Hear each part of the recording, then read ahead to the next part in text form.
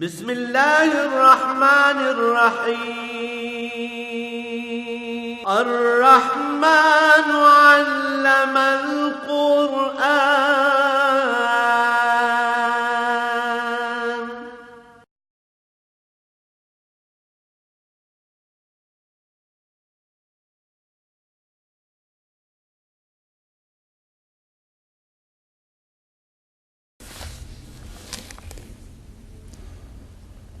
الحمد للہ رب العالمین والصلاة والسلام علی حبیبہ محمد وآلہ وصحبہ اجمعین اعوذ باللہ من الشیطان الرجیم بسم اللہ الرحمن الرحیم الذین قالوا لإخوانهم وقعدوا لو أطاعونا ما قتلوا قل فادرؤوا عن أنفسكم الموت إن كنتم صادقین ولا تحسبن الذين قتلوا في سبيل الله امواتا بل احياء عند ربهم يرزقون فرحين بما آتاهم الله من فضله ويستبشرون بالذين لم يلحقوا بهم من خلفهم ألا خوف عليهم ولا هم يحزنون يستبشرون بنعمة من الله وفضل وأن الله لا يضيع أجر المؤمنين اللهم سبحانك لا علم لنا إلا ما علمتنا إنك أنت العليم الحكيم مولاي صل وسلم دائما أبدا على حبيبك خير الخلق كلهم.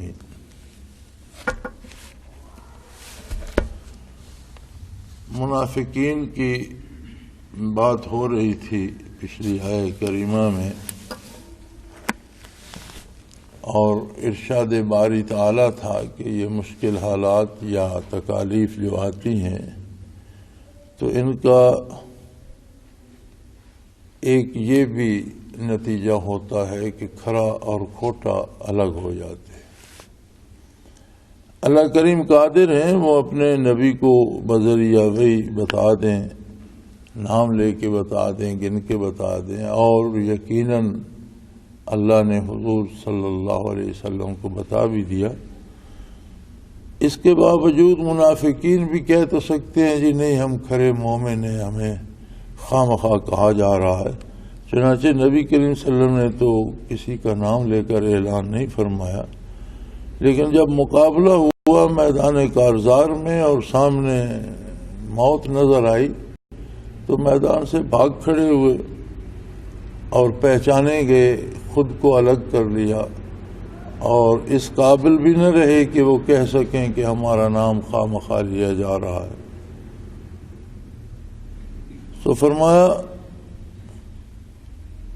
یہ ایسے بد نصیب ہیں کہ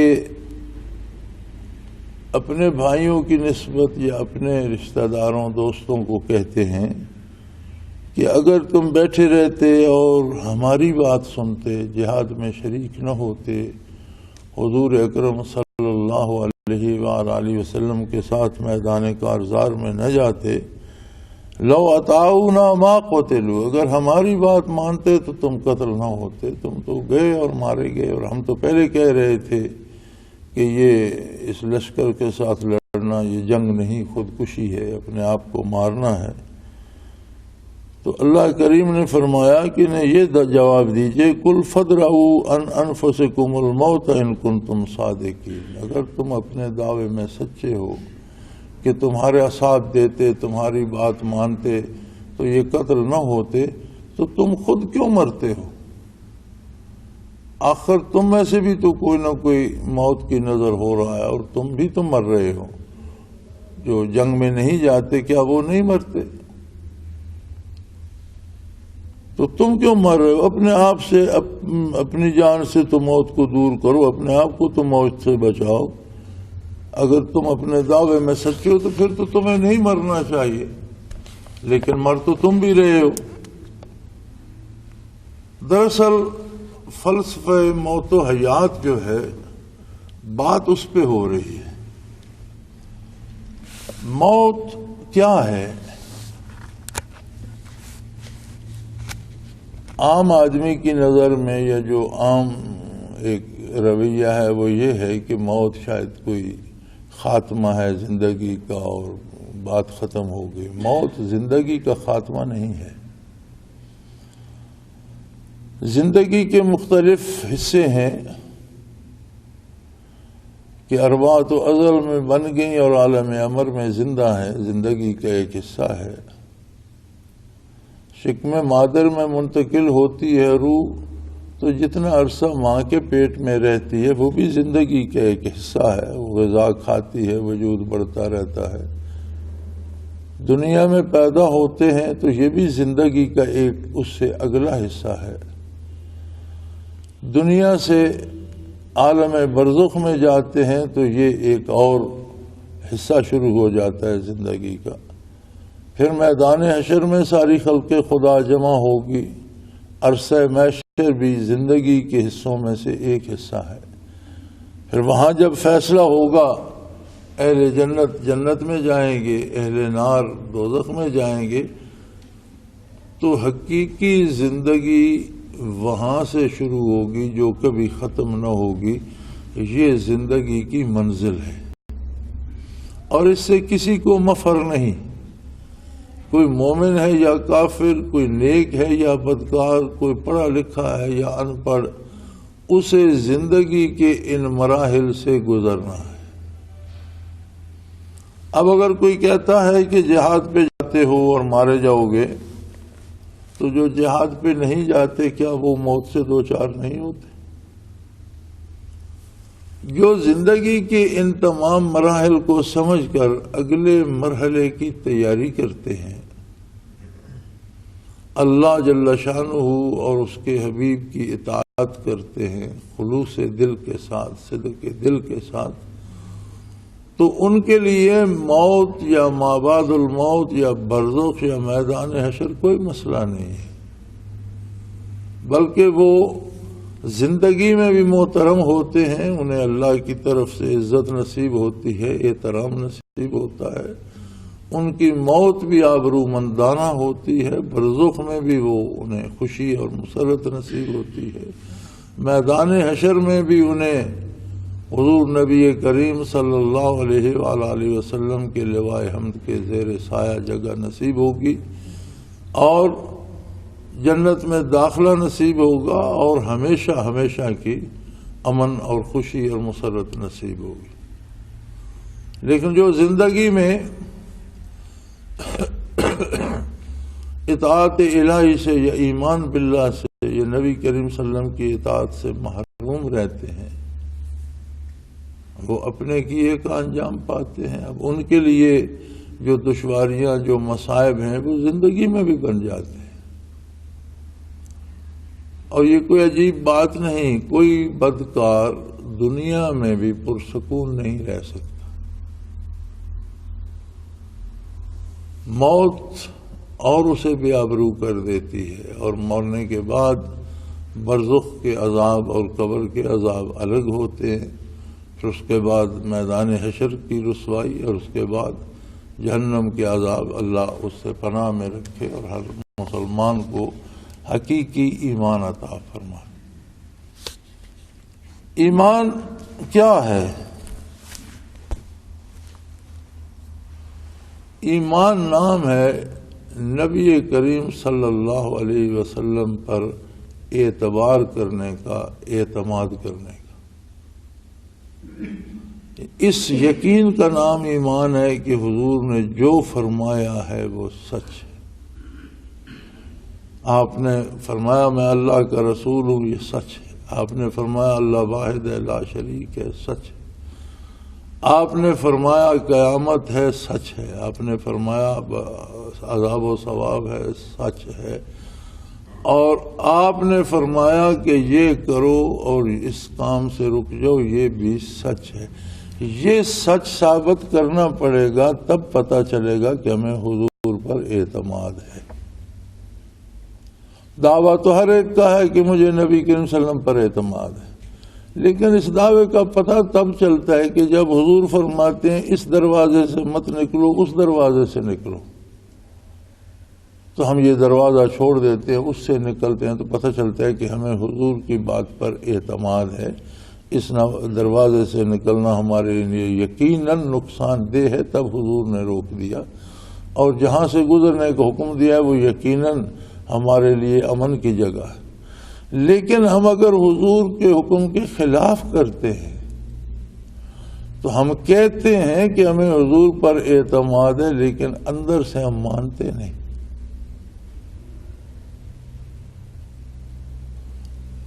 تو جنہوں نے اندر سے یقین نہیں کیا ہوتا انہیں یہ فکر ہوتی ہے کہ شاید یہی زندگی غنیمت ہے اور موت سے بچا جائے، تو فرمایا ان سے کہو موت سے بچ تو تم بھی نہیں سکتے۔ ہاں ایک فرق پڑ جاتا ہے کہ جو لوگ اطاعت الہی میں جان دیتے ہیں، جو لوگ حضور نبی کریم صلی اللہ علیہ وسلم کی فرما برداری میں جان دیتے ہیں، اور پھر وہ بڑے خوش نصیب ہیں کہ جو حضور اکرم صلی اللہ علیہ وآلہ وسلم کے ہمراہ جہاد میں شریک ہوئے اور پھر وہاں شہید ہو گئے، جنہیں تم کہہ رہے ہو کہ اگر تم نہ جاتے تو قتل نہ ہوتے، ہمارے ساتھ بیٹھے رہتے تو موت سے بچ جاتے، وہ ایسے خوش نصیب ہیں کہ وہ قتل ہو کر مر نہیں گئے۔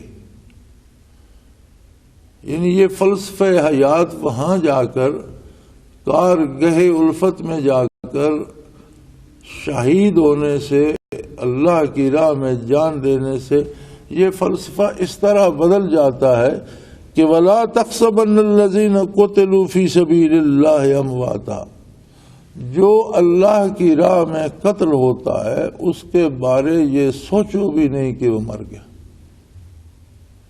یعنی یقین کرنا کہ وہ مر گیا یا یہ کہنا کہ وہ مر گیا دور کی بات ہے، اس کے بارے یہ سوچنا بھی منع ہے، ایسا گمان بھی مت کرو کہ وہ مر گیا۔ حالانکہ فرمایا وَلَا تَحْسَبَنَّ الَّذِينَ قُتِلُوا فِي سَبِيلِ اللَّهِ أَمْوَاتًا۔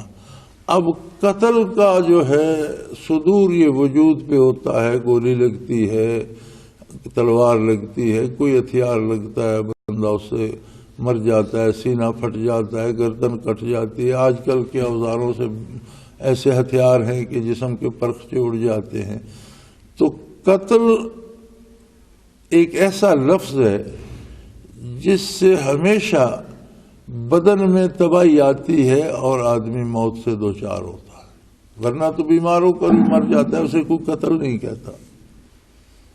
ہارٹ اٹیک ہوتا ہے، مر جاتا ہے، اسے کوئی قتل نہیں کہتا۔ جسے ہمیشہ جس کے جسمانی ساخت کو تباہ کیا جائے، گلا دبا کر مار دو، سانس روک کر مار دو، گولی مار کر مار دو، تلوار سے مارا گیا، تو قتل کا فعل جو ہے وہ جسم کی تباہی کا نتیجہ ہوتا ہے۔ یہاں فرمایا کہ جسم کے پرخچے اڑ گئے، قتل ہو گیا، لیکن وہ مرا نہیں۔ اسے مردہ نہ کہو، تو مرا نہیں بار الہ، تو کیا ہے فرمایا بل احیاء عند ربہم، وہ اپنے اللہ کے پاس پہنچ گیا اور زندہ ہے۔ یرزقون، کھاتا پیتا ہے، انہیں رزق دیا جاتا ہے۔ اب اگر یہاں یہ سمجھا جائے کہ جی شہید کی روح زندہ رہتی ہے، تو روح تو ہر مرنے والے کی زندہ رہتی ہے، روح پر موت وارد نہیں ہوتی۔ موت نام ہے اس بدن اور روح کے تعلق کو توڑ دینے کا۔ بدن سے روح الگ کر لی جاتی ہے، لیکن موت روح پر تو وارد نہیں ہوتی، روح تو زندہ رہتی ہے۔ روح تو کافر کی بھی زندہ رہتی ہے، وہ عذاب میں رہتی ہے، یہ جہاں رہتی ہے۔ تو اگر یہ مانا جائے کہ شہید کی صرف روح زندہ رہتی ہے، تو پھر کیا فرق ہے شہید میں اور غیر شہید میں، یا شہید میں اور ایک کافر میں کیا فرق ہے؟ اگر شہید کو رب العالمین نے زندہ ماننے کا حکم دیا تو اس کا مطلب یہ ہے کہ اس کی روح کا تعلق اس کے بدن سے بھی اتنا مضبوط ہوتا ہے، اس دنیا سے وہ چلا جاتا ہے، قتل ہو گیا، اس دنیا کے احکام گرمی سردی موسم اس پہ وارد نہیں ہوتے، اس دنیا کی غذا نہیں کھاتا، عالم برزخ میں چلا گیا، لیکن روح کا تعلق بدن سے اتنا مضبوط رہتا ہے کہ شہداء کے بدن نہ گلتے ہیں، نہ سڑتے ہیں، نہ پرانے ہوتے ہیں۔ جس طرح روح بدن میں موجود رہتی ہے تو بدن سلامت رہتا ہے، اسی طرح شہداء کے بدن بھی سلامت رہتے ہیں۔ اور اس پر اتنی تاریخی شہادتیں موجود ہیں. ہمارا تو ایمان ہے، جب اللہ نے حکم دے دیا، اللہ نے بتا دیا تو ایمان ہے، یقین ہے.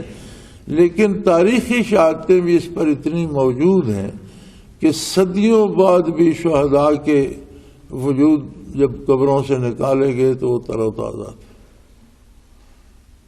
اور ایک نہیں، اس پہ سینکڑوں شہادتیں، ہزاروں شہادتیں موجود ہیں.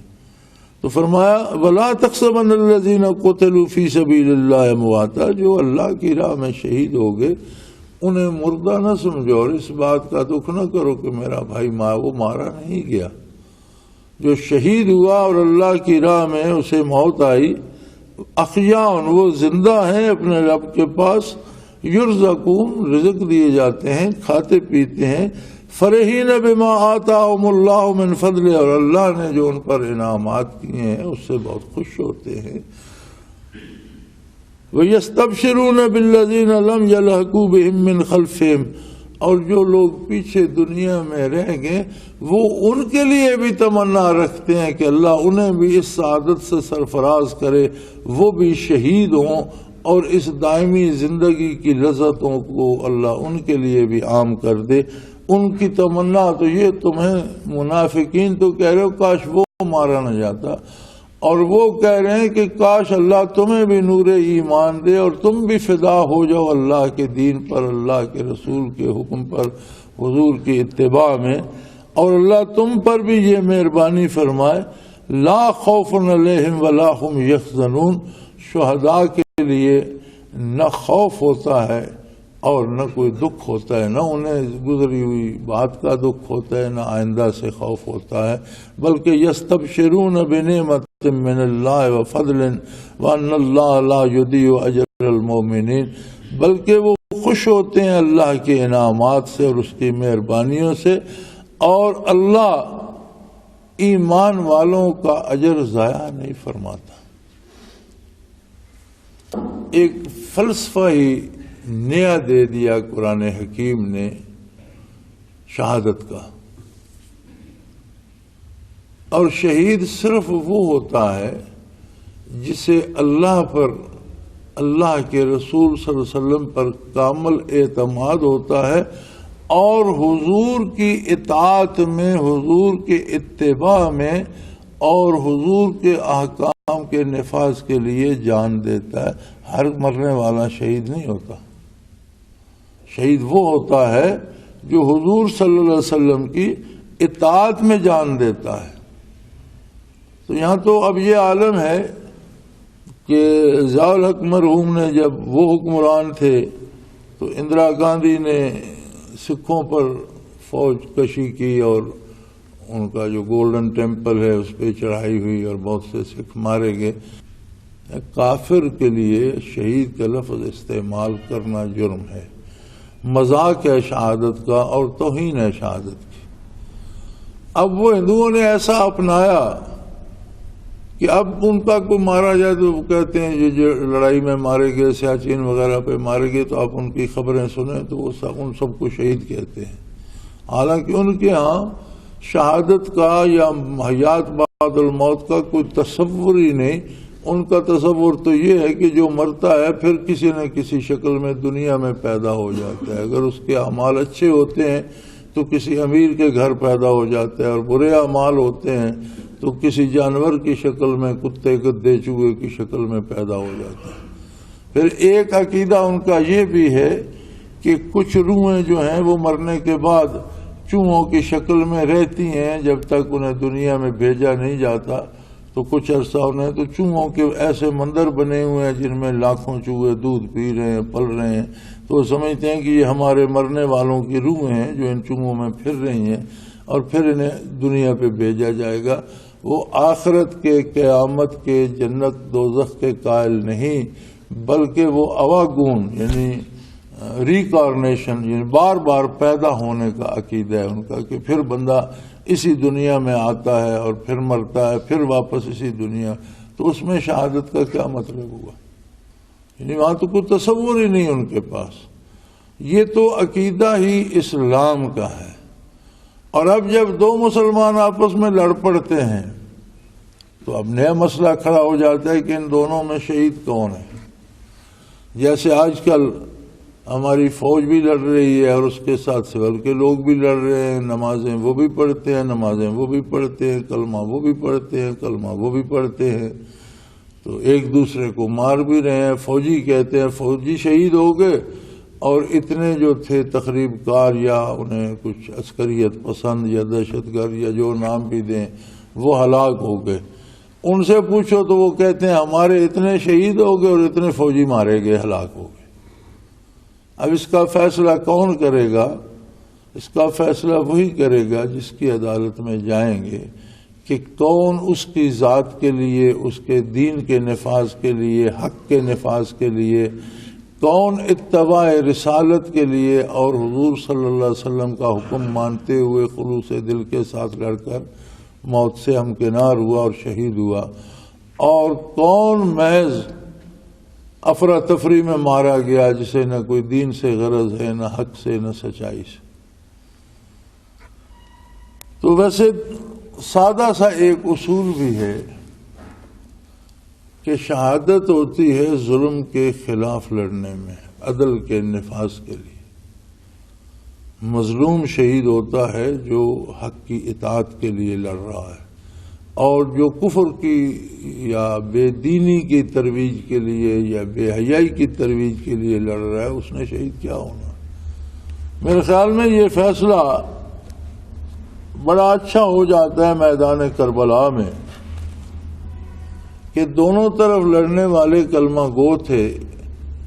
ایک طبقے کو ہم شہید کہتے ہیں، ایک فوج کو، ایک طرف کے شہداء کو شہید کہتے ہیں، دوسری طرف کے مرنے والوں کو کوئی شہید نہیں کہتا، حالانکہ وہ بھی کلمہ پڑھتے تھے، وہ بھی مسلمان تھے. تو دو مسلمان قوتیں جب ٹکراتی ہیں تو پھر شہید کسے کہا جائے؟ جو حق پر ہے، جو اللہ کے دین پر ہے، جو دین کے نفاذ کے لیے، جو حق کے زندہ کرنے کے لیے اور جو حق کو قائم کرنے کے لیے لڑتا ہے، مارا جاتا ہے، تو وہ شہید ہے. خیر یہ تو ایک ضمنی بات آ گئی. یہاں موت کی جو فلسفی تھی وہ قرآن حکیم نے بیان کر دی کہ ہر مرنے والا مر نہیں جاتا. موت زندگی کا خاتمہ نہیں ہے. موت کو سمجھا ہے غافل اختتام زندگی، اور ہے یہ شام زندگی صبح دوام زندگی. یعنی موت زندگی کا خاتمہ نہیں ہے.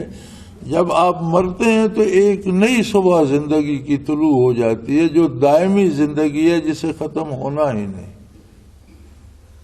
اس کے بعد پھر کبھی کوئی نہیں مرے گا. موت کو موت آئے گی، پھر مرنے والوں کو موت نہیں آئے گی. خصوصاً انسانوں کی بات ہو رہی ہے تو انسانی روح جو ہے یہ عالم خلق سے نہیں ہے. وجود اس کا عالم خلق سے ہے، روح اس کی عالم امر سے متعلق ہے. قل الروح من امر ربی، امر صفت ہے باری تعالیٰ کی. تو اوصاف باری پہ تو موت نہیں آتی. اب روح اگر اوصاف باری تعالیٰ میں سے ہے تو اس پہ تو موت نہیں آئے گی. موت خلق پہ آتی ہے. موت خود مخلوق ہے.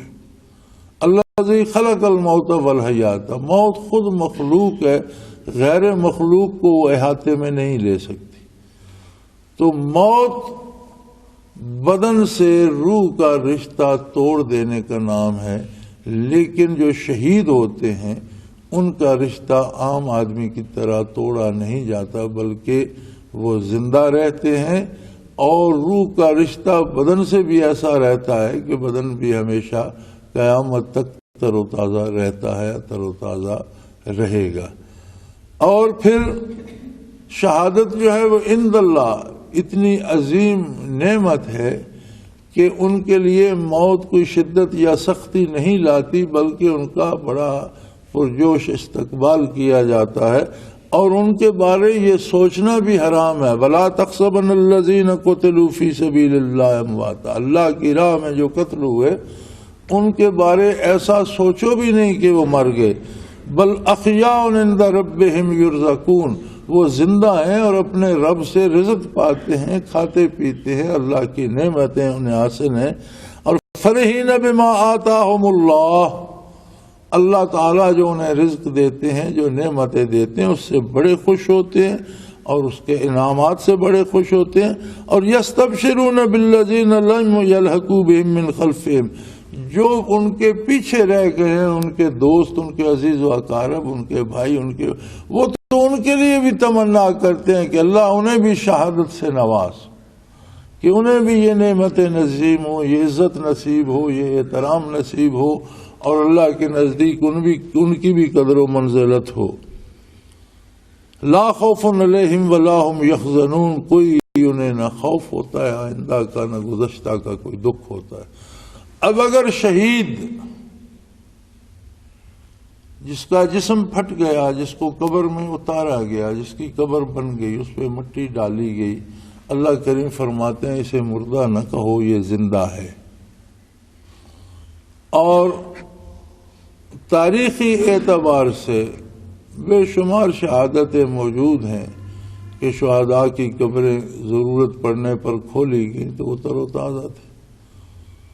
ایک شہید یہ ہے جو اللہ کی راہ میں قتل ہو گیا، لیکن وہ لوگ بھی جو اطاعت الہی میں زندگی بسر کر کے دنیا سے گزر گئے اور وہ اللہ کے محبوب و مقبول تھے، وہ بھی ایک درجے میں شہید ہوتے ہیں، اور ان کے اجساد بھی پرانے نہیں ہوتے، ان کی روحوں کا تعلق بھی ان کے بدنوں سے اتنا مضبوط رہتا ہے جسموں سے کہ جسم تر و تازہ رہتے ہیں. جیسے بیشتر صحابہ کے وجود، شہداء کے بھی وجود نکلے. کئی دفعہ احد کے بعد 40 سال کے بعد وہاں سے نہر گزاری گئی اور احد کے شہداء کو جہاں عہد نبوی میں دفن ہوئے تھے وہاں سے نکال کر باہر دفن کیا گیا جہاں حضرت امیر حمزہ رضی اللہ عنہ کا مزار ہے. باقی مزار مٹا دیے گئے ہیں لیکن ایک نشانی ہے. تو یہ وہاں تھے جہاں غزوہ احد ہوا تھا، جہاں وہ آج بھی وہ غار اور وہ ہے، اب وہاں تو شہر بن گیا. تو وہاں قبرستان تھا، سارے وجود وہاں سے نکال کر یہاں لائے گئے. 40 سال بعد نکالے گئے، سب تر و تازہ تھے. اور اگر کسی کا زخم تھا تو زخم سے اس وقت بھی خون رس رہا تھا، اس طرح تر و تازہ تھا. اسی طرح دنیا میں مختلف جگہ پر جو وجود نکلے. اب مسجد نبوی کی توسیع ہو رہی تھی 70 کی دہائی میں، تو مدینہ منورہ کے قبرستان میں جس میں صحابہ کرام دفن تھے، حضور کے والد گرامی دفن تھے، تو یہ وجود جب نکالے گئے اسی طرح تر و تازہ تھے جس طرح وہ دنیاوی زندگی میں تھے. اور پھر جنت البقیع میں دفن کیے گئے. چونکہ مدینہ منورہ جو مدینہ الرسول تھا صلی اللہ علیہ وآلہ وسلم، وہ تقریباً سارا شہر ہی اب مسجد کے اندر آ گیا، بلکہ شہر کے باہر جو قبرستان تھا وہ بھی پہلے آبادی میں آ چکا تھا. اور اس توسیع سے پہلے ہم نے دیکھا تھا کہ ترکوں نے حضور کے والد گرامی کی قبر مبارک پر ایک مقبرہ بنا دیا تھا بہت بڑا. اور جب ہم 70 میں دیکھا تو مکفل تھا، تالے لگے ہوئے تھے، اندر جانے کی اجازت نہیں تھی، لیکن بہت بڑا مقبرہ تھا جس کے گردا گرد حجرے تھے رہنے کے، خادموں کے رہنے کے، اور اندر خدا جانے کس طرح مزار بنا ہوا تھا چونکہ اندر جانے کی اجازت نہیں دیتے تھے. تو آج کل وہ سارا مسجد میں آ گیا ہے، ان کا وجود مبارک بھی وہاں سے نکالا گیا. دیگر صحابہ کے وجود نکلے جب یہ مسجد کی توسیع تو تر و تازہ تھے. اب اگر نبی کی اطاعت پہ کوئی جان دیتا ہے تو اس کے لیے حکم ہے کہ اسے مردہ نہ کہو، وہ زندہ ہے. تو خود نبی صلی اللہ علیہ وسلم کے لیے یہ لفظ کیسے استعمال کیا جا سکتا ہے؟ جو حضور کی اطاعت میں جان دیتا ہے وہ زندہ ہے، اس کا وجود بھی تر و تازہ رہتا ہے. تو خود نبی کی حیات کیسی ہوگی، اس کے لیے یہ لفظ استعمال کرنا کس طرح جائز ہوگا؟ انبیاء علیہ الصلوۃ والسلام کی موت غیر نبی کی طرح نہیں ہوتی، بلکہ ان کی ارواح مبارک کا گھر ان کا وجود عالی ہی رہتا ہے. اور یہ اگر یہ تصور کیا جائے کہ خود حضور اکرم صلی اللہ علیہ وسلم کی روح مبارک بدن اطہر سے جدا کر کے علیین میں رکھ لی گئی، تو علیین میں کون سی ایسی جگہ ہے جو حضور کے بدن اطہر سے افضل ہے؟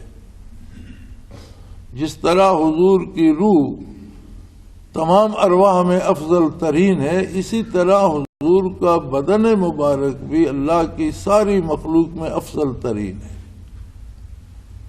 بلکہ جب فضائل لکھتے ہیں علماء حق تو فرماتے ہیں روئے زمین پر افضل ترین جگہ بیت اللہ شریف ہے کہ تجلیات ذاتی کا محبت ہے، مرکز ہے، لیکن وہ جگہ مدینہ منورہ میں روضہ عطر کا وہ ٹکڑا جہاں نبی کریم استراحت فرما رہے ہیں اور حضور کے بدن مبارک سے مس ہو رہا، وہ بیت اللہ سے افضل ہے، اس لیے کہ مکان کی عزت مکین سے ہوتی ہے۔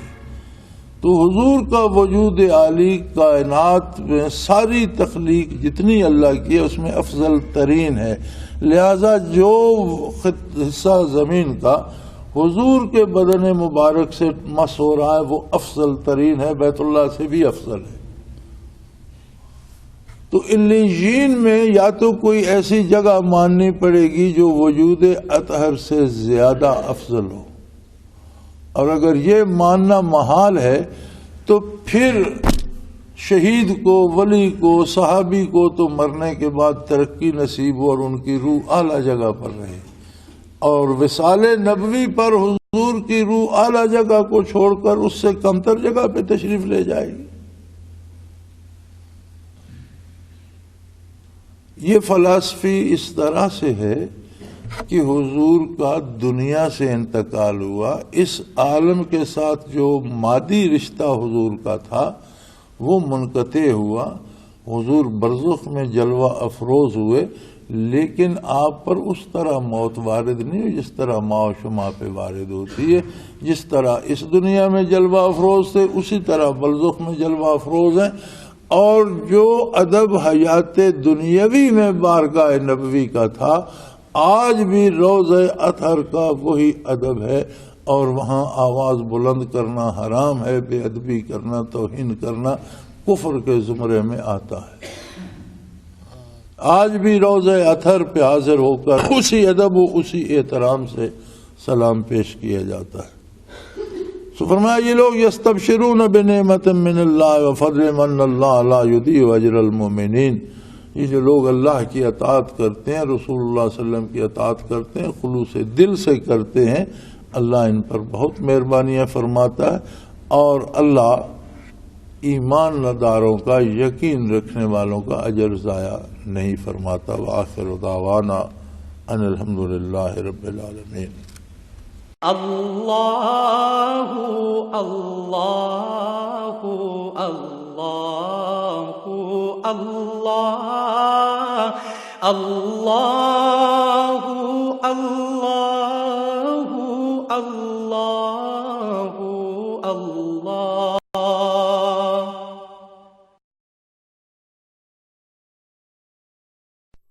حضرت امیر محمد اکرم آوان مد ظلہ العالی دارالعرفان منارہ ضلع چکوال میں سالہ سال سے قرآن و حدیث کے اوپر خطابات کر رہے ہیں اور سلسلہ نقشبندیہ اویسیہ کے مطابق لوگوں کو ذکر الہی کی تربیت دے رہے ہیں۔ وہ قرآن پاک کی تفسیر ترتیب وار بیان کر رہے ہیں۔ تفسیر قرآن کو وہ موجودہ ملکی اور بین الاقوامی حالات کے مطابق بیان کرتے ہیں۔ موٹر وے سے کلر کہار کے انٹرچینج سے نکلتے ہوئے، کلر کہار کی جھیل سے ہوتے ہوئے میانی، بوچھال اور نور پور سے گزرتے ہوئے دارالعرفان منارہ پہنچ سکتے ہیں۔ حضرت امیر محمد اکرم آوان نے بچیوں اور بچوں کی دینی اور دنیاوی تعلیم کے لیے سقارہ اکیڈمی کے نام سے ایک درسگاہ بھی قائم کی ہے، جس کا افتتاح ملک پاکستان کے صدر جنرل محمد ضیاء الحق نے اپنے دست مبارک سے کیا تھا۔ وہ تمام احباب جو اسلام کی طلب رکھتے ہیں ان سے گزارش ہے کہ دارالعرفان منارہ ضلع چکوال میں امیر محمد اکرم آوان صاحب کے خطابات سے مستفید ہوں۔ وہ ہر جمعے کو نماز سے پہلے بیان فرماتے ہیں۔ ہر ماہ کی پہلی اتوار کو ماہانہ اجتماع ہوتا ہے جس میں آپ خصوصی خطاب فرماتے ہیں، اور پاکستان کے چاروں صوبوں سے احباب اس اجتماع میں شرکت کرتے ہیں۔ اس کے علاوہ یہاں سال میں 2 مرکزی اجتماعات بھی ہوتے ہیں، ایک رمضان المبارک میں اعتکاف کا اجتماع اور دوسرا جولائی اور اگست میں 40 دن کا اجتماع ہوتا ہے جس میں روحانی تربیت کی جاتی ہے۔ اپنا خون سیماب دے کر اتنا ہم کر جائیں گے، نام آقا کا چمن میں پھر رقم کر جائیں گے۔